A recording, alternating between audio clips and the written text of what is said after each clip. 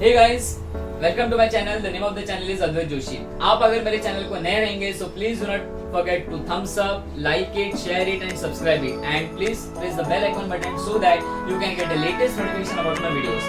Yes, हम लोग का ये पिछले वीडियो का हम लोग का आगे का पार्ट है ये। Yes, अभी क्या क्या ऑप्शंस हैं, मैं आपको जैसे बोला था, we have microbiology, we have a biotechnology, we have a we can say हम लोग बोल सकते हैं zoology, botany, bioanalytical science, bioinformatics and life sciences। और भी ज्यादा फील्ड्स हैं, मैं आपको अपडेट करते जाऊंगा। तो इतने सारे फील्ड से अगर आपको समझो हम लोग बोल सकते हैं नीट अगर एग्जाम आपकी क्रैक नहीं होती या नीट अगर आपकी एग्जाम क्रैक होती भी है but you are not able to have a proper admission in proper college या due to the some caste category, हम लोग बोल सकते हैं कि आपके वो परसेंटेज आपके कास्ट में नहीं बैठते या आपको और ज्यादा स्कोर करने की जरूरत थी, क्वालिफाई हो गया एग्जाम लेकिन आपको वो क्राइटेरिया में आप नहीं बैठ रहे, तो इसके लिए हम लोग बोल सकते हैं प्लान बी क्या रेडी होना चाहिए। ओके, तो अभी first of all like example मेरा point of view, this is my truly my opinion, ऐसे कुछ नहीं है कि आपको ये फॉलो करना ही है।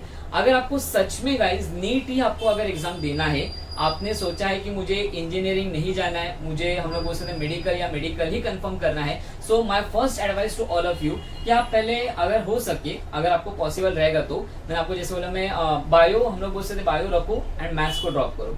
अगर आपको कंपल्सरी हम लोग बोल सकते हैं 101% आपको अगर जेई जाना है, जेई की एग्जाम क्रैक करनी है, ओके, या हम लोग बोलते हैं आईआईटी में इंजीनियरिंग से फील्ड हम लोग बोल सकते हैं इंजीनियरिंग आपको करना है, तो मैं आपको बोलूंगा बायो ड्रॉप करो। देखो बायो मेरा सब्जेक्ट है तो मैं आपको बोल सकता था कि नहीं आप बायो ड्रॉप करके, लेकिन मैं आपको क्यों बता रहा हूँ, अगर आपको इंजीनियरिंग जाना, देखो ट्रू एंड हम लोग बोलते हैं सिंपल फैक्ट है क्या है, अगर आपको इंजीनियरिंग जाना है आप बायो ड्रॉप करो, मैथ्स रखो।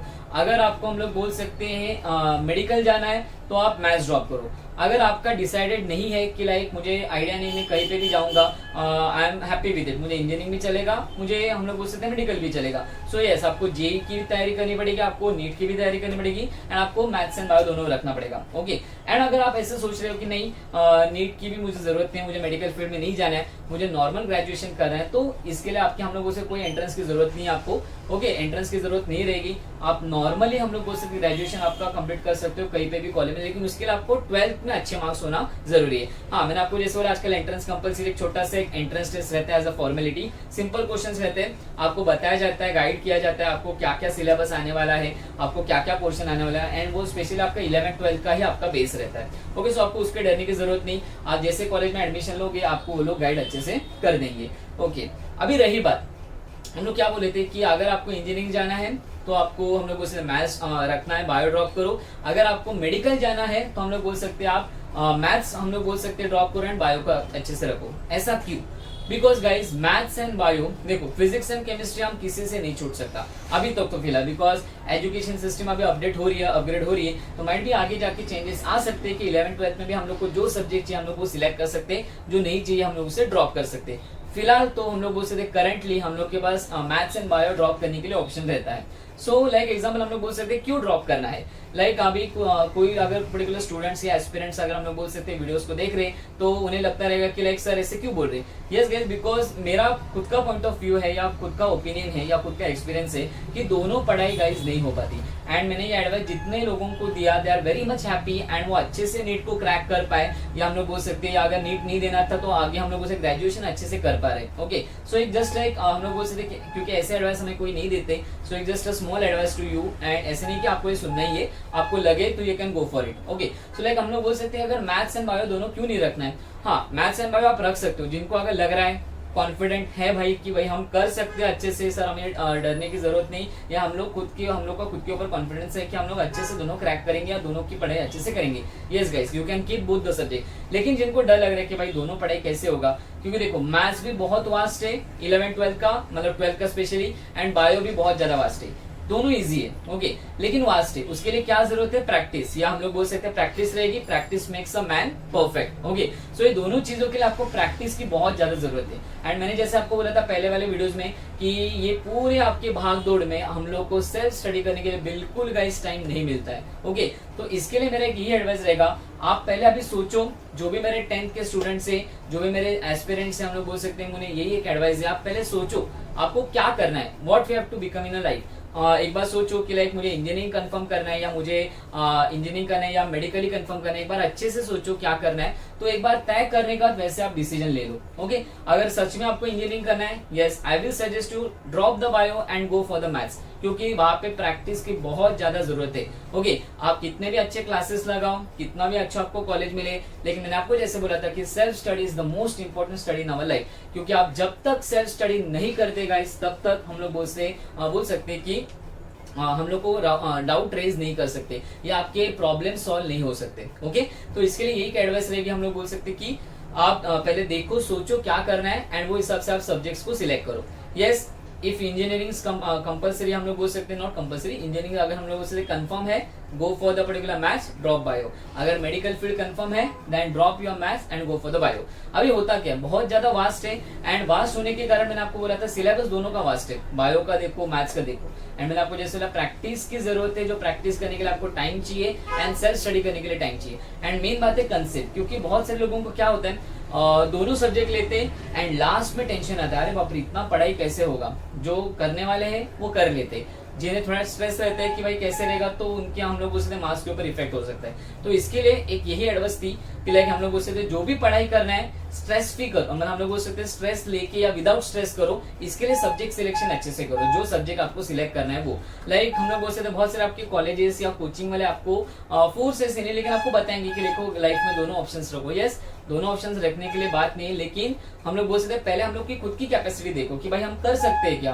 क्योंकि ऐसा ना हो कि लाइक आप दोनों सब्जेक्ट लेंगे एंड लास्ट में जाके आपको स्ट्रेस आएगा कि अरे बाप रे ये दोनों मेरे से मतलब एक भी नहीं हो रहा है अच्छे से, ना एक ये हो रहा है ना एक हो रहा है। तो ऐसा नहीं होना चाहिए। ओके, सो कोई भी आप पढ़ाई या कोई भी आप स्ट्रीम लोगे तो आप वो अच्छे से कंप्लीट करो। एंड साथ ही साथ मुझे यही एडवाइस था कि क्या हम लोग बोल सकते हैं जो भी सिलेक्ट करेंगे उसे आखिरी दम तक लेके जाना है, उसे बीच में आधे रास्ते में नहीं छोड़ना है, या दोनों एक साथ नहीं लेना है। क्योंकि हम लोग बोल सकते हैं दोनों एक साथ लेंगे तो हम लोग का जम्बलिंग होगा यहाँ पे। ओके, हाँ, जिनको हो रहा है वो अच्छे से कर सकते हैं, ऐसे नहीं कि जो करने वाले करते भी हैं, ऐसे नहीं है, लेकिन बहुत लोगों को बाद में लास्ट में जाके टेंशन आता है, तो ऐसा ना हो। ओके, तो इसके लिए एडवाइस थी कि पहले सब्जेक्ट सिलेक्शन या हम लोग बोल सकते हैं अच्छे से करो and then only your particular आपने एक बार सब्जेक्ट सिलेक्ट किया फिर आपकी पढ़ाई स्टार्ट करो। ओके, अभी रही बात अभी आपके क्या क्या फील्ड से क्या क्या ऑप्शन है। So yes guys, there is the first field called as microbiology. अभी माइक्रोबायोलॉजी में क्या है, आपने 10th में आई थिंक एक लेसन पढ़ा था इंट्रोडक्शन टू माइक्रोबायोलॉजी, बराबर है। तो आपका जैसे ग्रेजुएशन आप माइक्रोबायोलॉजी में करते हो, आप मास्टर्स कर सकते हो, आप आगे पीएचडी भी कर सकते हो। ओके, पीएचडी करने के बाद हम लोग बोल सकते हैं आप एज ए लेक्चरर आप कहीं पे लग सकते हो कॉलेज में, या फिर हम लोग कोई फार्मा कंपनी में या कोई रिसर्च लैब में आप एज ए रिसर्च एसोसिएट करके काम कर सकते हो। Pharmaceutical companies, research laboratories, R&D department, हर जगह आप वहाँ पे जा सकते हो। या वाटर टेस्टिंग के हम लोग बोल सकते हैं बहुत सारे लैब्स रहते हैं, फूड टेस्टिंग के लैब्स रहते हैं, वैक्सीनेशन हम लोग बोल सकते हैं जहाँ पे वैक्सीन बनते हैं वहाँ के बड़े बड़े इंस्टीट्यूट रहते हैं, वहाँ पे आप काम कर सकते हो। या फार्मास्यूटिकल कंपनी में हम लोग बोल पूरा माइक्रोबियल काउंट चेक करने का काम कर सकते हो। अभी माइक्रोब्स का वैसे देखा जाए तो बहुत ज्यादा डिमांड है due to the pandemic virus. Okay, तो ये जो लोग रहते हैं they are the virologist, microbiologist, यही लोग वो पर्टिकुलर अच्छे से माइक्रोब को स्टडी करते हैं, वायरस, बैक्टीरिया, अलगे, फंगस को, एंड उसके ऊपर हम लोग बोल सकते हैं स्टडी करके लाइक एग्जांपल डेटा जनरेट करने का काम करते हैं। तो इनमें बहुत ज्यादा स्कोप है माइक्रोबायोलॉजी में भी।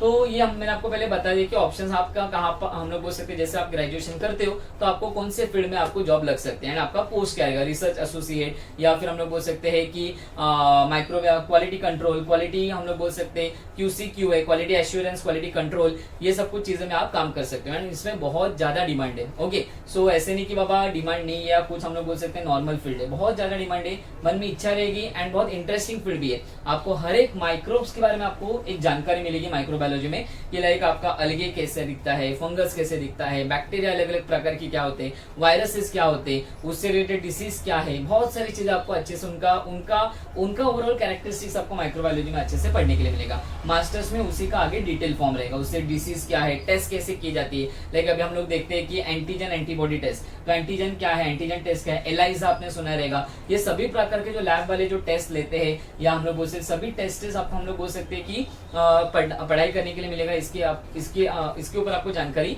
मिल सकती है। तो एक इंटरेस्टिंग फील्ड है for both boys and girls. फिर बायोटेक्नोलॉजी में शॉर्ट में बता रहा हूँ गाइस। सो वैसे बहुत ज्यादा वास्ट है, एक हम लोग बोल सकते हैं 1-2 दिन हम लोग अच्छे से डिटेल लेक्चर लेंगे। ओके, सो बायोटेक्नोलॉजी भी वही है, लाइक वैक्सीन प्रिपरेशन होना हो, या हम लोग बोल सकते हैं नए नए हाइब्रिड वैरायटीज आती है आपकी, हम लोग बोल सकते हैं प्लांट्स की या फ्रूट्स की या वेजिटेबल्स की, ये सब कुछ चीजें आप बायोटेक्नोलॉजी में सीख सकते हो। सेल स्ट्रक्चर, सेल और tissue culture, specially tissue culture आपने 10th में ही बायोटेक्नोलॉजी में पढ़ा रहेगा।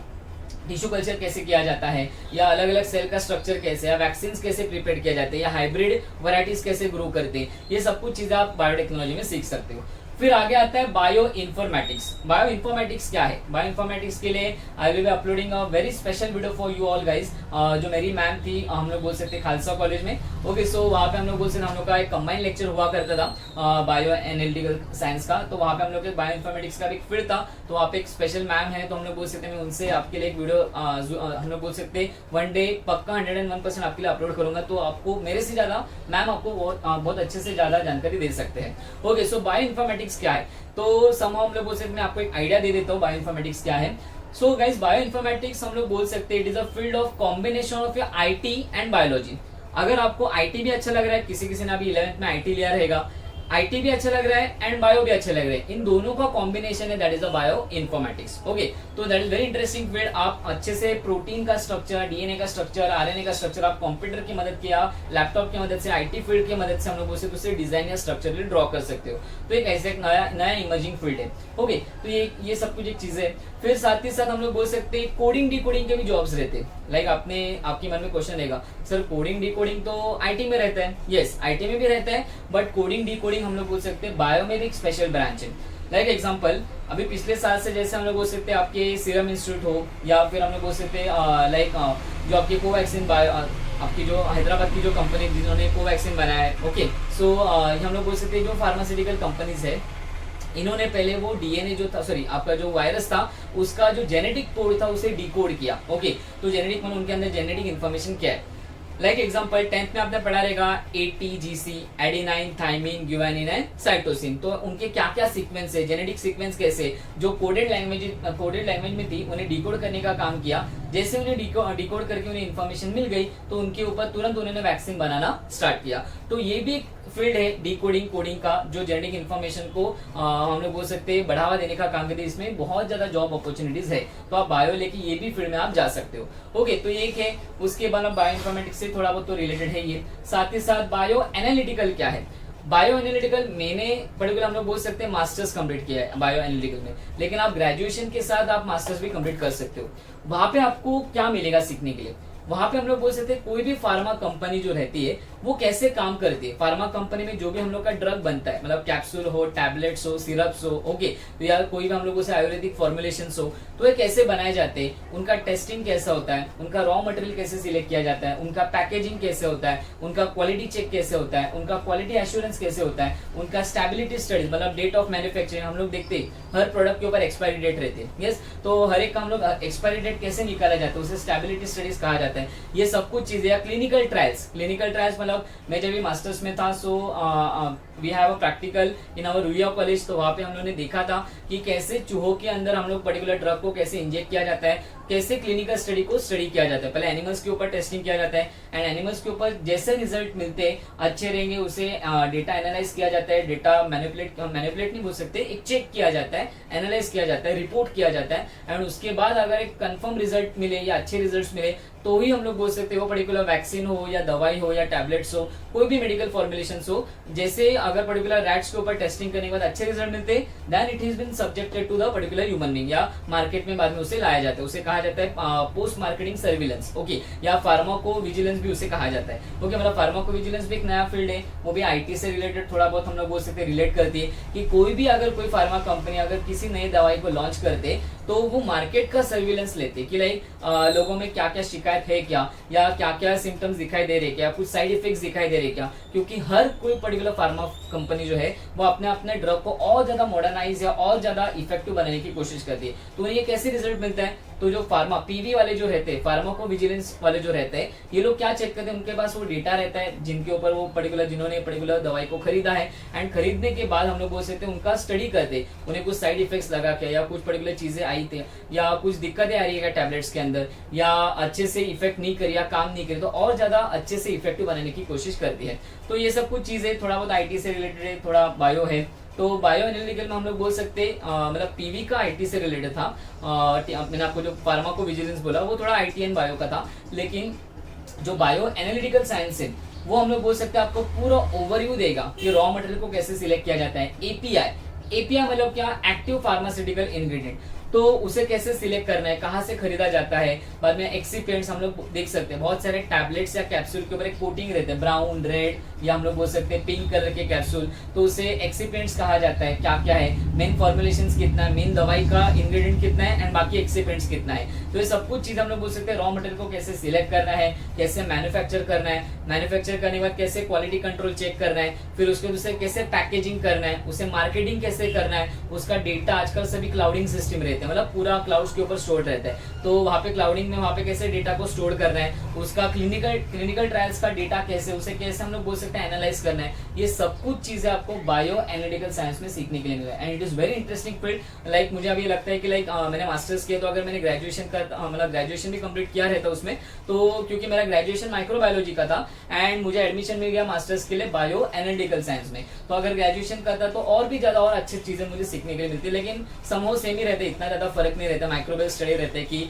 कोई आपने जो दवाई बनाई उसके अंदर कोई मिक्स है क्या, माइक्रोब्स मिक्स है क्या, या अगर कोई सिरप्स में अगर पानी यूज होता है या डिस्टिल वाटर हम लोग बोल सकते हैं, वो वाटर का भी चेकिंग किया जाए, उसके अंदर कोई माइक्रोब्स प्रेजेंट नहीं रहा, तो ऑलमोस्ट सेम ही रहते हैं। तो लेकिन ये सब कुछ चीजें आपको सीखने के लिए मिलेगी, मतलब ओवरव्यू हम लोग बोल सकते हैं फार्मा का या फार्मा इंडस्ट्री का आपको एक आइडिया आ जाता है बायो एनालिटिकल साइंस में। फिर रही बात, अगर आपको जूलॉजी में इंटरेस्टेड है, एनिमल्स से आप प्यार करते हो, एनिमल्स अच्छे लगते हैं, आप जूलॉजी में जा सकते हो। अगर आपको प्लांट्स अच्छे लगते हैं, प्लांट से रिलेटेड आपको कुछ आगे करना है, तो प्लांट से रिलेटेड भी आप बॉटनी एज अ फील्ड आप सिलेक्ट, या पर्टिकुलर फील्ड आप क्वालिफिकेशन या डिग्री के लिए आप सिलेक्ट कर सकते हो, उसमें भी आगे स्कोप है। कोई भी अगर आपको ऐसा लग रहा है कि मैंने बॉटनी स्टडी किया है, मैं बॉटनिस्ट, और अगर हम लोग बोल सकते हैं मैंने जूलॉजी कंप्लीट किया है, आई एम अ जूलॉजिस्ट, तो आप कहीं भी डिस्कवरी चैनल वहाँ पे जाके हम लोग बोल सकते हैं एज अ गाइड, या बहुत सारे चैनल वाले डिस्कवरी या हम लोग बोल सकते हैं नेशनल ज्योग्राफी वाले जाते ही घूमने के लिए, तो उनके साथ जो गाइड रहते हैं एज अ गाइड बन के आप जा सकते हो। तो ये सब कुछ चीजें थी या सब कुछ फील्ड्स की इन्फॉर्मेशन थी, zoology, botany and life sciences. और एक फील्ड रह गई, लाइफ साइंसेस क्या है। सो लाइफ साइंसेस मतलब हम लोग बोल सकते हैं कि जितना मैंने बाकी के फील्ड्स में आपको बताया, उन्हीं का एक शॉर्ट में हम लोग बोल सकते हैं पूरा ब्रीफिंग, मतलब वो सभी आपकी फील्ड लाइफ साइंसेस के अंदर आते हैं। तो लाइफ साइंसेस में आपको हर एक चीजें थोड़ी थोड़ी सीखने के लिए मिलेगी। तो इतने सारे गाइस स्कोप है एंड इनके कॉलेजेस अपने ही आजू बाजू में है, okay, and they are well reputed college, बहुत अच्छे कॉलेजेस है, आपको जॉब भी अच्छी मिलेंगी। हाँ, लेकिन इसके साथ आप मास्टर्स भी करो, मास्टर्स के साथ आपकी और सैलरी जो हम लोग बोल सकते हैं बढ़ सकती है, स्केल अप हो सकता है आपका। एंड अगर आप पीएचडी करते हो तो वेल एंड गुड, एंड इसमें भी हम लोग बोल सकते हैं उतना ही स्कोप है। लाइक अभी पहले जैसे नहीं है कि इंजीनियरिंग एंड मेडिकल को भी उतना डिमांड है, आप ये फील्ड में भी उतने ही लेवल का आजकल काम रहता है एंड उनको भी उतना ही अच्छा पैकेजेस रहता है। Okay, so this were some particular other fields then we can say of bio. अगर आपको अच्छा लगे या कुछ आपकी कमेंट रहेगी तो प्लीज आप कमेंट करना ना भूलना। Okay, so till then keep watching and stay tuned. Thank you guys, have a good day ahead and take care, bye bye.